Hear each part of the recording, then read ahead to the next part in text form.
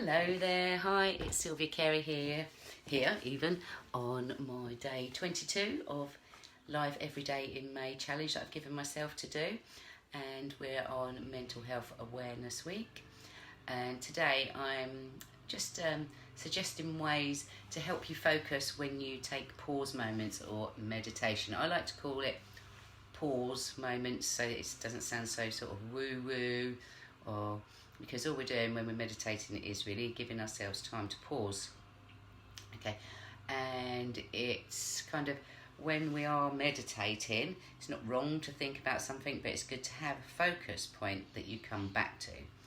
Okay, so a very popular one which we have with us constantly all the time until we croak. So our breath. So we focus on our breath when we take pause moments or meditate. So if you're focusing on your breath, it's nice. I sometimes also sort of think about, as I'm breathing, think about the tip of my nose. So I'll be sort of focusing in my mind's eye and breathing in and out and focusing on that. And then your mind may go and start rambling on about something, but then what the trick is with meditation is that you come back to that focus and then you sort of concentrate back on your breathing, and then you might go again. But that's what the practice is, okay? And you build like a meditation muscle up as well. So another way, you can do a body scan where you notice through the sensations, sort of start at your head or start at your feet, sort of just noticing any sensations in any part of the body, but work your way up through the body, and then you can work your way back down again. Just noticing and just being aware of the sensations in your body. So that's quite sort of a mindful way perhaps as well of taking a pause. Okay, so you could just sit and listen and focus to soothing music. So again, if you notice that you've strayed away from listening to the music, you can just tip back to the music. Okay, so you just, music, and you can notice as well what you're actually, where your mind's going, and what you do normally notice is how much stuff you have going on in your mind that you don't even realise normally. You'll be thinking about, I don't know, your children, you'll be thinking about what you're doing for shopping, you'll be thinking about other people, what you're cooking for dinner, just all this stuff that's in your mind. And this pausing, deliberate, intentionally pausing, gives you time to sort of decompress the mind, is what I think about it. Okay, so soothing music again, so there's one. A constant sound that you don't find annoying. So it may well be like the sound of water if you're out, or if you could play some music that is sound of water or waves, or some meditation apps. They all have different sounds. There's white noise. Sometimes if I'm meditating, I'm just listening to that ringy, that sort of just that hissy sound that's actually just in my ears, and I do find that quite a good way actually of quietening my mind when I'm listening for a sound. Okay, so you can use a phrase, a word, a mantra. Try for calming, uplifting or energising.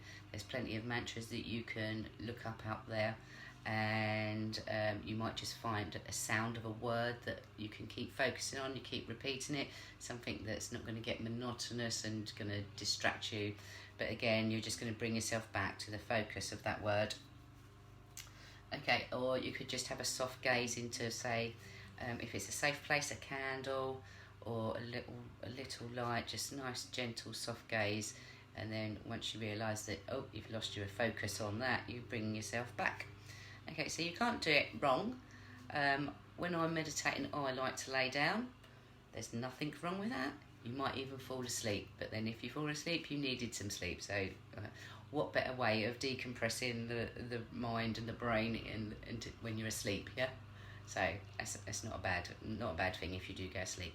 So as I say, I like to call it pausing moments rather than meditation, if you're sort of just introducing people to meditation or pausing.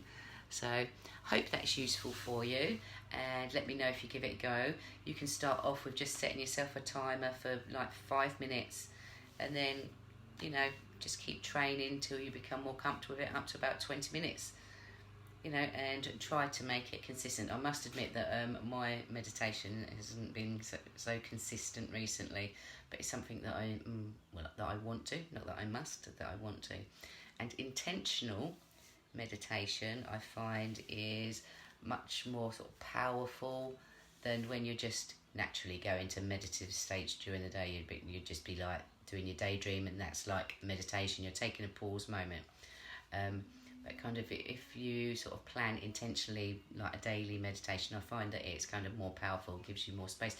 And in these times, you might receive some inspiration to just go out and do something, or to call somebody, or which then may lead to some kind of other benefit, or some fun time, enjoyable time, or something that you just thought, wow, that was really exciting, that idea came in. You might have an idea that's for a new business, or just anything.